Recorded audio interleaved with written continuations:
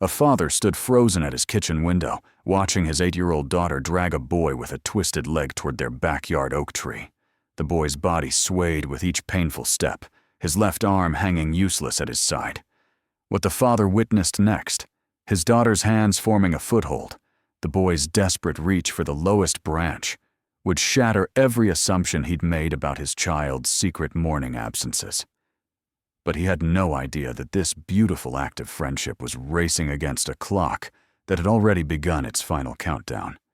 Before we continue, hit subscribe, and let me know in the comments where you're watching from. The morning arrived ordinary and unremarkable. Aron Halvorsen poured his second coffee at 8:30, glancing through the window above the sink. His daughter Lori should have been sitting in her third-grade classroom by now, reciting multiplication tables or tracing letters in her workbook. Instead, she stood in their backyard, supporting the weight of a boy whose body seemed to fight gravity with every movement. Aron set down his cup with trembling hands. The boy's left leg dragged behind him like an anchor, his foot scraping the grass with each forward motion. His arm dangled motionless, the fingers curled inward as if protecting something fragile. Lori had positioned herself under his right shoulder, her small frame bearing more weight than seemed possible for someone who still wore butterfly clips in her hair. They moved toward the oak tree with the slow determination of climbers ascending Everest. Aron's mind scrolled backward through 3 months of unexplained evidence. Lori had been waking before dawn, slipping out while he showered. She returned home each afternoon with scraped knees that she dismissed with shrugs, with dirt embedded so deeply under her fingernails that soap couldn't reach it, with an exhaustion that seemed borrowed from someone much older.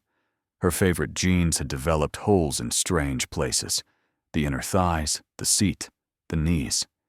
She had started hoarding rope in her closet, gathering sticks from the yard, studying the oak tree with the intensity of an architect examining blueprints. The signs had been everywhere, but he had been too busy surviving single fatherhood to read them. The boy stumbled, his working leg buckling under the shared weight. Lori caught him with both arms, her face pressed against his shoulder as she steadied them. They stood motionless for several breaths, 2 children frozen in an embrace that looked like sculpture. Then Lori adjusted her grip, and they continued their journey toward the tree that loomed ahead like a challenge waiting to be accepted. Aron opened the back door with careful silence and stepped onto the porch. The morning air carried the scent of cut grass and dew, sounds of distant traffic humming beyond the fence line. Neither child turned around. They had entered a world where only the tree existed, where nothing mattered except reaching those waiting branches. He stayed in the shadows and watched his daughter do something impossible. Lori positioned the boy at the trunk's base and crouched low, examining his legs with clinical focus. She pointed upward at a branch 6 feet above ground, then at another branch higher still. The boy followed her gestures with eyes that held something Aron recognized from his own mirror, hunger for something just beyond reach. Lori locked her fingers together and lowered her hands, forming a step from her own body. The boy shook his head in refusal. Lori stamped her foot with fierce insistence, pointing at her clasped hands again. The boy's resistance dissolved like sugar in rain. He placed his functioning foot into her hands, and Lori's entire body tensed with the effort of lifting him. Aron held his breath until his lungs burned. The boy grabbed the lowest branch with his working hand and pulled while his legs scrambled against bark, searching for purchase that didn't exist. Lori pushed from below, her face transforming into shades of red that spoke of straining muscles and absolute determination. She steadied his twisted leg with one hand while maintaining the foothold with the other, becoming a human ladder made of bone and will. The boy hauled himself onto the first branch, but Lori climbed after him immediately, scaling the trunk with practiced efficiency that spoke of repetition, of mornings Aron knew nothing about. She positioned herself on a branch above her friend, and reached down with both arms extended. The boy stared upward at her waiting hands, and fear flickered across his young face, like lightning illuminating storm clouds. This was the moment where trust either lived or shattered. The boy reached up and grabbed Lori's wrist. What followed defied every safety lecture Erin had delivered since Lori learned to walk. She pulled while the boy pushed with his functioning leg, and together they conquered the oak, one branch at a time, through a choreography that spoke of practice and failure and trying again. When the boy's twisted leg caught on bark, Lori descended and freed it with gentle hands. When his weak fingers couldn't maintain their grip, she let him hold her arm instead, becoming both rope and anchor. 20 minutes passed before both children sat on a thick branch 15 feet above earth. The boy's face underwent a transformation that made Erin's throat tighten, pure joy radiating from him, like light escaping through cracks in a broken vessel. He laughed with a sound so genuine that it seemed to change the air itself, and Lori sat beside him with legs swinging, both of them perched in their hard-won kingdom above the world. Aaron stepped backward into the kitchen and closed the door with hands that wouldn't stop shaking. His daughter had been keeping a secret that would reshape everything he thought he understood about love and sacrifice. However, the truth about why this boy needed to climb and how little time remained for morning miracles would soon reveal itself in ways that would break Aran's heart into pieces he didn't know existed. Evening arrived with Lori bent over homework at the kitchen table, her pencil moving across math problems with distracted strokes. Aaron sat across from her with folded hands, watching his daughter draw pictures in the margins, small figures sitting in tree branches, their legs dangling in empty air. The words came carefully. "I watched you this morning." Lori's pencil froze mid-equation. Her shoulders lifted toward her ears like walls being constructed, and she stared at her notebook with the intensity of someone reading fortunes in the numbers. With the boy, helping him climb, Lori set down the pencil with deliberate slowness and raised her eyes to meet her father's. Her expression carried the weight of someone preparing to defend treasure, and Aaron recognized the stubborn set of her jaw. It matched his own face in photographs. Aaron spoke into the silence. "How long?" 3 months. The words emerged as whisper. "Every morning before you finish showering. His name is Andy. He lives 2 houses down." 3 months of deception stretched between them like a chasm, but underneath Aaron felt something else rising. Respect for his daughter's dedication to something she clearly considered sacred. "Tell me about him." Lori's face brightened with relief at the question instead of punishment. She explained that Andy attended her 3rd grade class, that polio had stolen the use of his left leg and hand, that doctors had delivered permanent sentences about his body's limitations. She described how other children at recess scattered toward playground equipment, while Andy remained anchored to a bench, watching freedom he couldn't access, how his face carried sadness that seemed too heavy for someone who still lost baby teeth. One day I sat with him instead of playing. I asked what he wanted most. Lori looked toward the window, where darkness had swallowed the oak tree's silhouette. He said he wanted to climb a tree. Just once. He wanted to see what the world looked like from high up. What it felt like to have legs dangling from a branch. What existed in those pictures from storybooks where children played in trees without thinking about it. "So you promised to help him." "I promised I'd get him up that tree no matter what it took." Lori's voice carried the weight of vows made in blood. "But I knew if I asked permission, adults would say no. They'd talk about danger and liability and what-ifs. So I just started doing it without asking." Aaron leaned back in his chair, studying his daughter, who had identified a problem and solved it with the kind of determination that most adults abandoned somewhere between childhood and bills.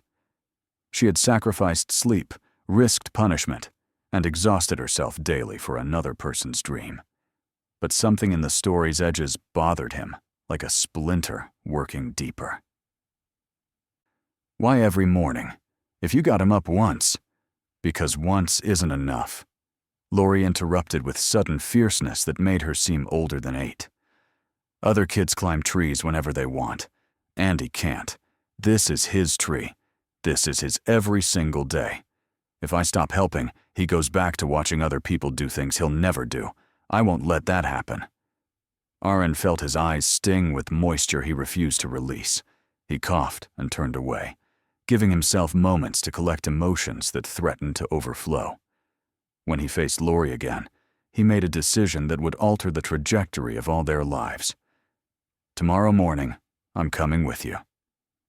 What Aaron would witness in the following months, the way his daughter had built systems of trust and technique through trial and error, the way she had become an expert in helping without diminishing, would teach him more about love than his entire life before this moment.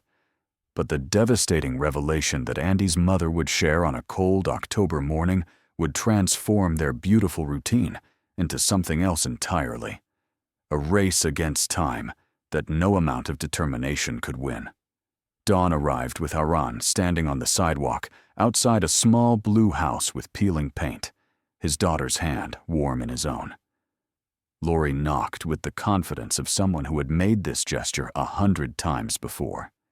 Andy answered wearing pajamas and a smile that transformed into shock when he saw Lori accompanied by her father.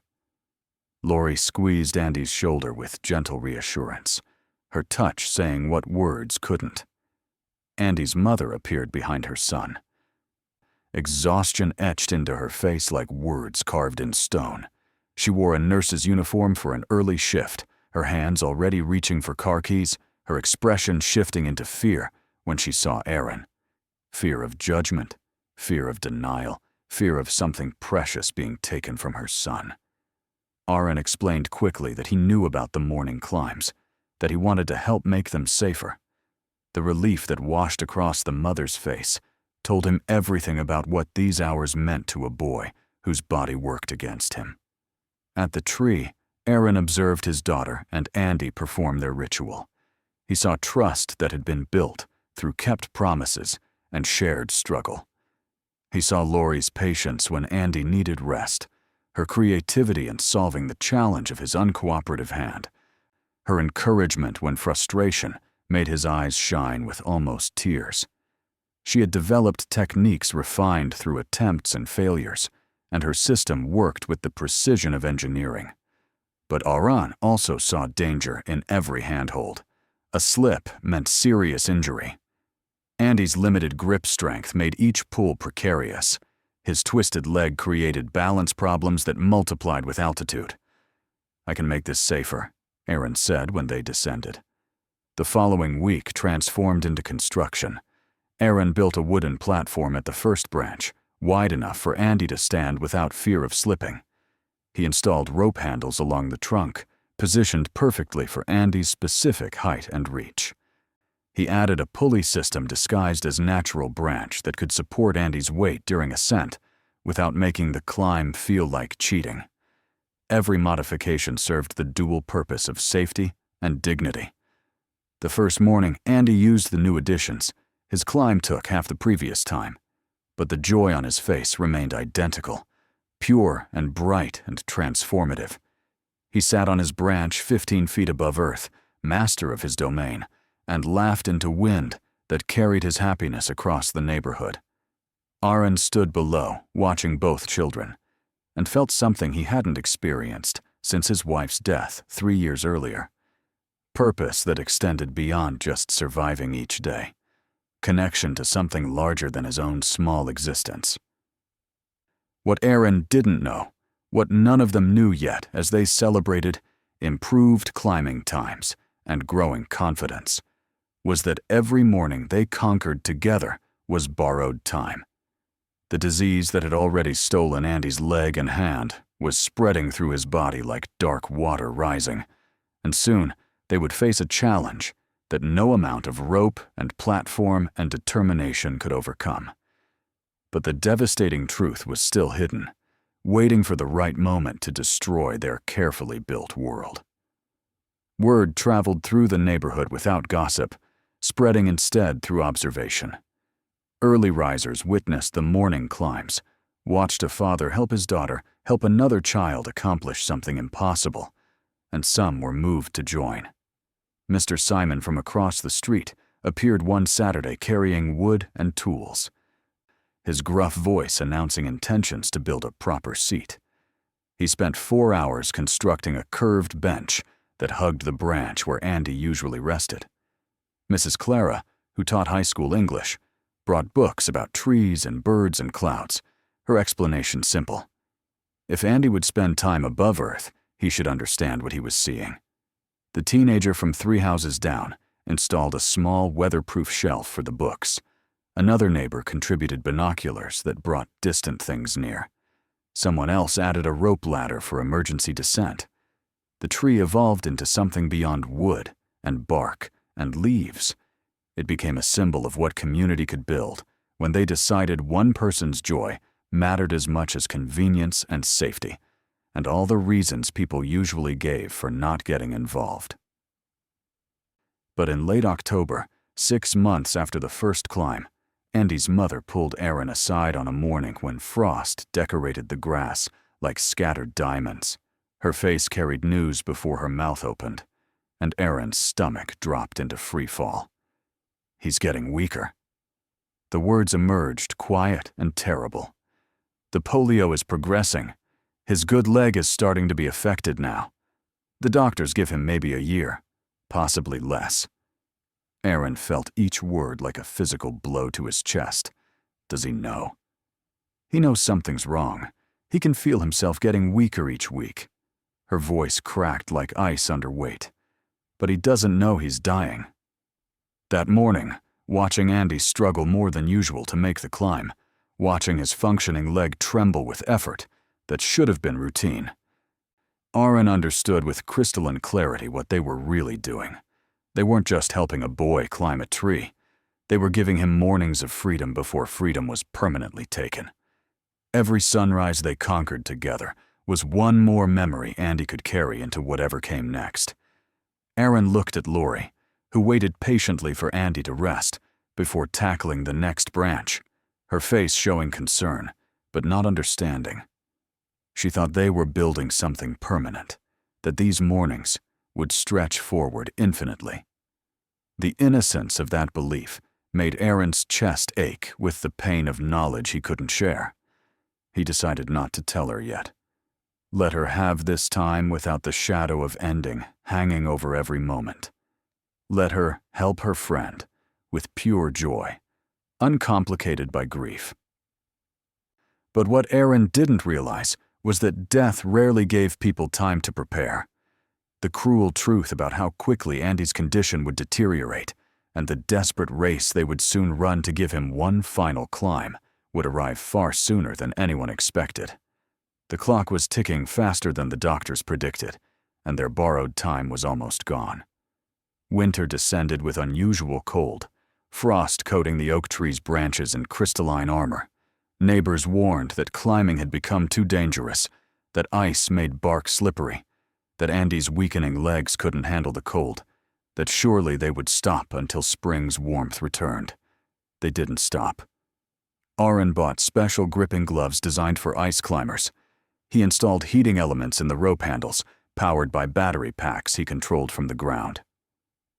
He checked every branch before each climb, clearing ice and testing stability with his own weight. The modifications were so thorough that winter climbing became almost as safe as summer. Andy insisted on continuing despite his deteriorating body. His progression had accelerated beyond doctor predictions. His good leg now trembled even on flat ground, and his mother carried him to Lori's backyard most mornings because walking exhausted him before the climb even began. But once he reached his branch, once he sat in his place above the world, pain seemed to drain from his face, like water through cupped hands. On the morning of the winter solstice, the darkest day of the year, Andy made his slowest climb ever. 45 minutes passed as he ascended, his body fighting gravity with every inch. Lori never rushed him, never showed impatience, never suggested he stop trying. Aaron stood below, ready to catch him if he fell, his heart hammering against his ribs with every trembling handhold. When Andy finally settled onto his bench, the sun broke over the horizon and flooded through bare branches, illuminating both children in golden light. Andy spread his arms wide as if he could embrace the entire sky, and closed his eyes. The words drifted down to where Aaron stood. I can feel everything. The wind, the sun, the tree breathing. I can feel all of it. Lori sat beside him in silence, giving him the moment without interrupting its perfection. Andy whispered something else, too soft for Aaron to hear completely, but he caught the word wings and the word thank you, and saw his daughter take Andy's hand. Aaron turned away, unable to watch anymore without breaking down. His daughter had understood something he was only beginning to grasp, that true friendship wasn't about grand gestures or perfect words, but about showing up every morning, about offering your hands when someone needed them, about making space in your life for someone else's dream. But the beautiful simplicity of their friendship was about to face its greatest test. Andy's body was failing faster than anyone had predicted, and soon, very soon, he wouldn't be able to manage even the first branch, despite all of Aaron's modifications and Lori's unwavering support. The terrible truth about how little time remained would force them to make a desperate choice, accept the end, or attempt one final impossible climb that would require building something they didn't know how to create. Spring arrived, but Andy didn't grow stronger with warming weather. By April, a wheelchair had become permanent, his legs too weak to support his body even with assistance. His mother had taken leave from work to provide full-time care. The climbs had stopped. Andy could no longer manage even the first branch, despite all the modifications Aaron had built. But Lori refused to accept endings. She appeared in her father's workshop one Saturday afternoon while he sanded a birdhouse, her arms carrying sketches she had been working on for weeks, detailed drawings of platforms, pulley systems, specialized harnesses.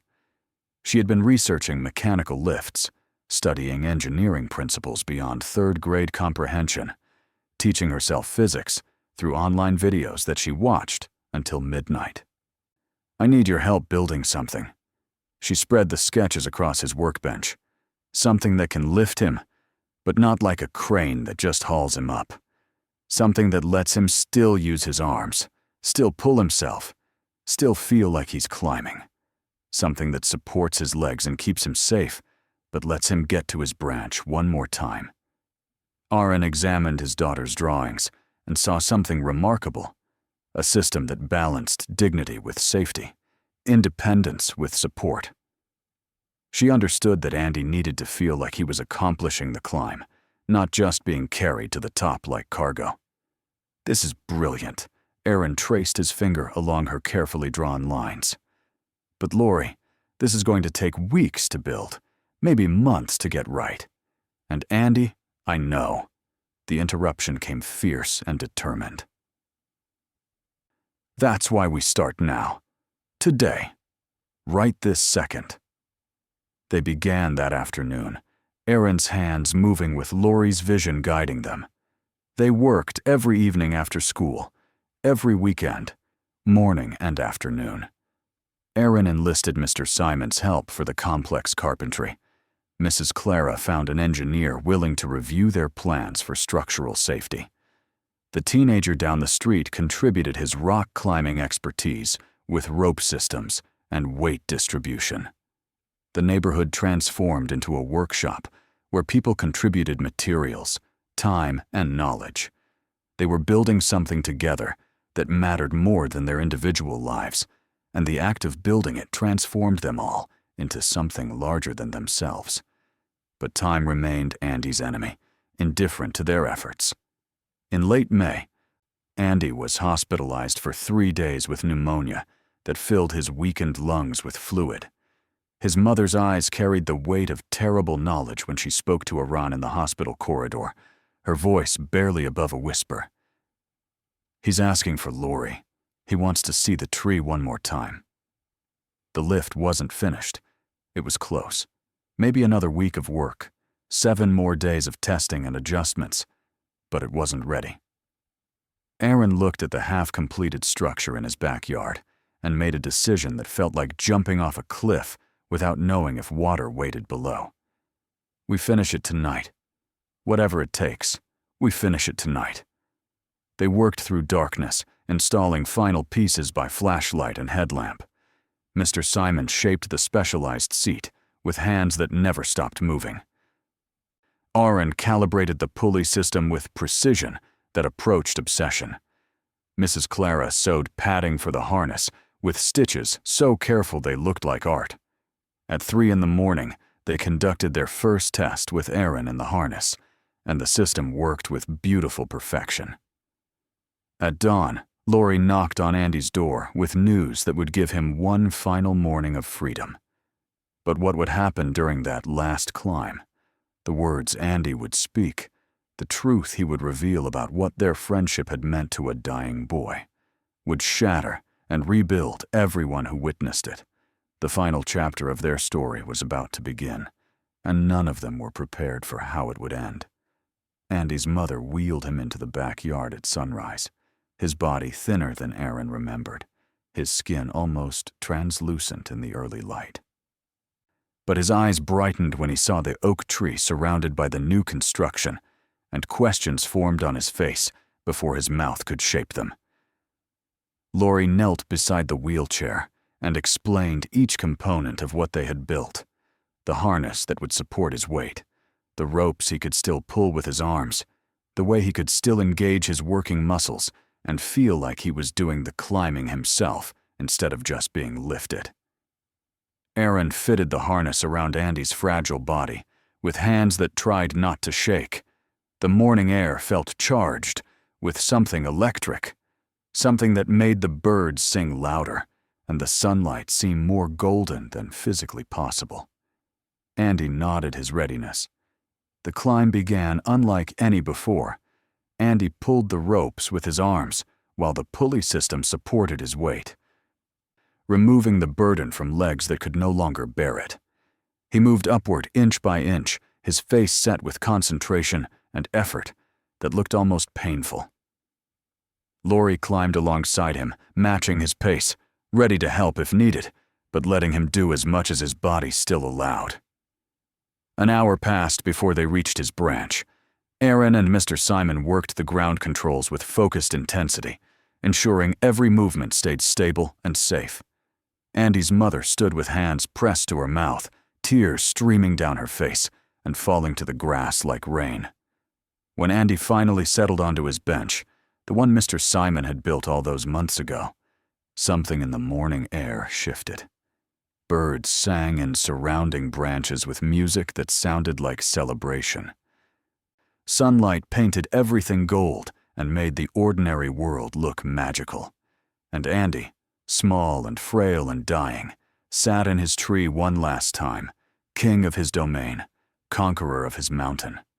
Andy said something too soft for the adults below to hear. Lori settled beside him, and they sat in silence while the world continued around them.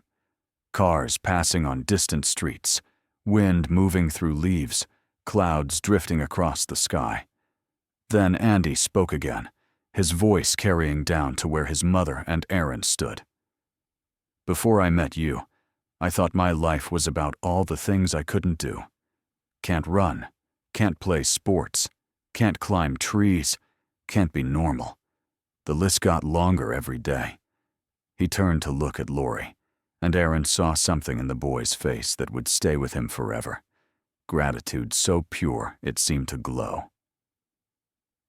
But you taught me that my life isn't about what I can't do. It's about what we do together. You showed me that asking for help isn't failing, that letting someone care about you is its own kind of strength. Andy reached over with his functioning hand and took Lori's. You gave me mornings when I felt normal, more than normal. You made me feel like I could do impossible things. Lori's response came quiet, but firm. You do impossible things. You matter so much. I know. Because of you. I know that now. They sat together for 2 hours that morning, just being present with each other, above the world and part of it simultaneously. When it was finally time to descend, Andy took one last long look around his tree, memorizing everything.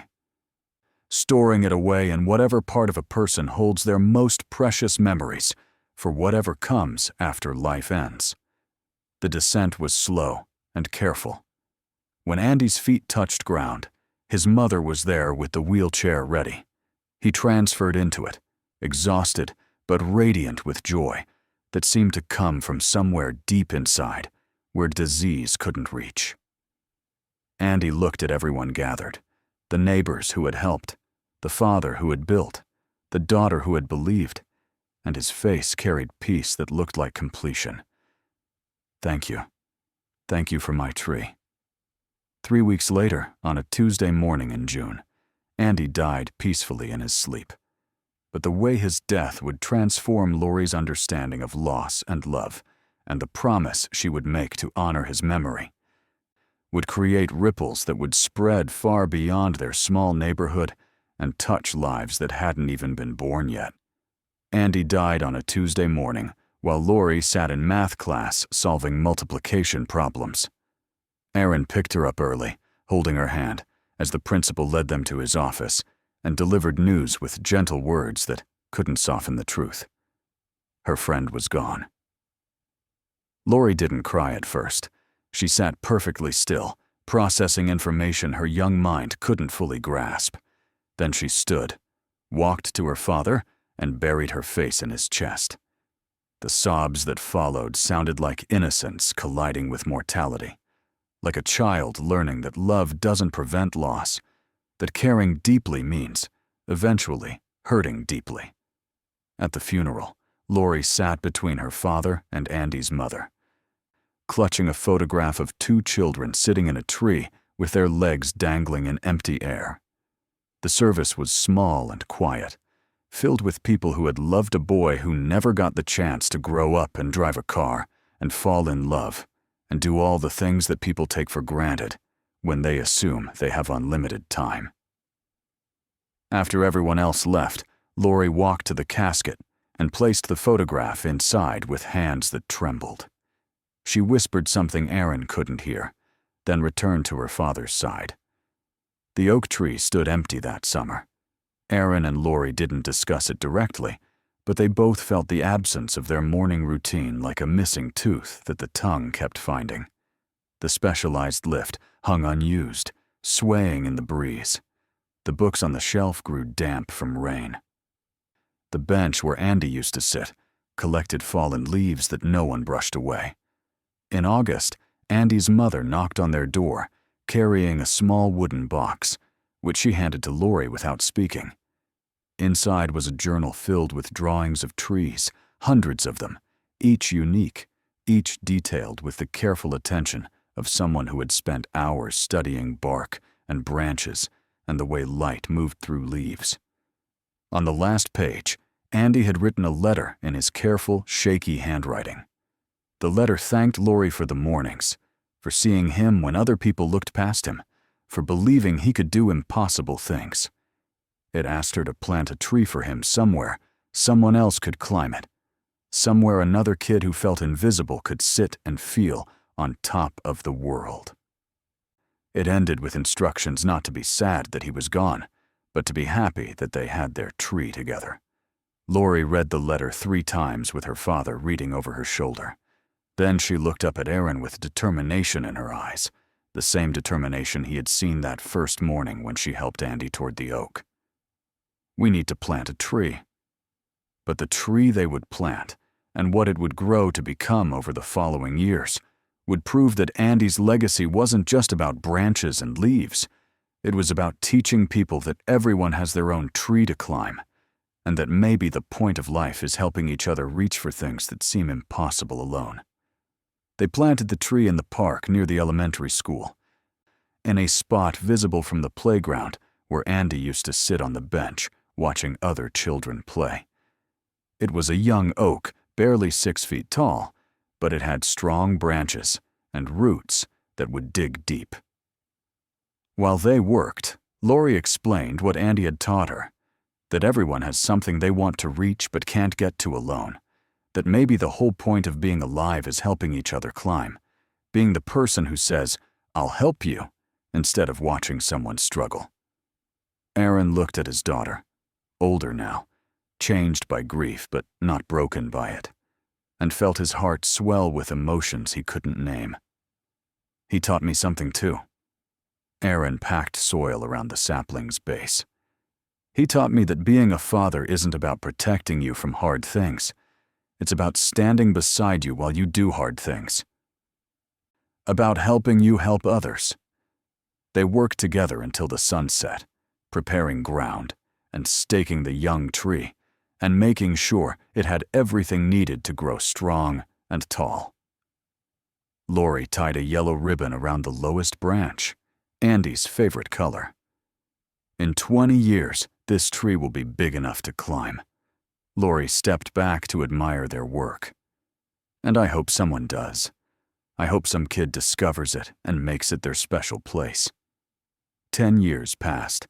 The oak in the park grew tall and strong, its branches spreading wide enough for multiple children to climb simultaneously. It became a favorite spot for students from the elementary school, though most didn't know why a small plaque at its base read, "Andy's Tree, Everyone Can Climb." Lori, now 18 and preparing for college, still visited sometimes. She had chosen to study occupational therapy with pediatric specialization because she had learned young that helping people do what seems impossible was the best use of a life. Aaron stood at their kitchen window one morning and saw something that made him smile through tears. A teenage girl was helping a boy with crutches toward the park, pointing at Andy's tree, saying something that made the boy laugh.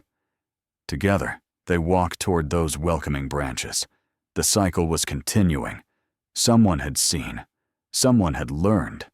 Someone had decided to help. That was Andy's true legacy. Not the tree itself, but the ripple of compassion it created. Every person who decided to help someone climb their own impossible tree was keeping Andy alive, keeping his morning climbs alive, keeping the lesson alive that no one should face their mountains alone. Aaron turned from the window and saw Lori standing in the doorway, watching the same scene with eyes that held both sadness and hope. You did that. You taught them what's possible. No. Lori's correction came gentle but firm. Andy taught me. I'm just passing it forward. She grabbed her keys and headed toward the door, then paused and looked back. Want to come help? I'm going to see if they need anything. Maybe build them something. Aaron smiled with his whole heart. Just like old times. Better than old times. Because now we know what we're really building. Together, father and daughter walked toward the park, toward the tree that had started as a gift for one dying boy and had become something much larger. They walked toward the sound of laughter, toward the sight of someone climbing higher than anyone thought possible. Toward the proof that love outlives loss and that small hands can change the world one branch at a time. The morning sun caught the leaves of Andy's tree, making them shimmer and dance in the breeze. And in that light, in that moment, everything that had been built over years of early mornings and aching muscles and determined hearts felt worth every second of effort.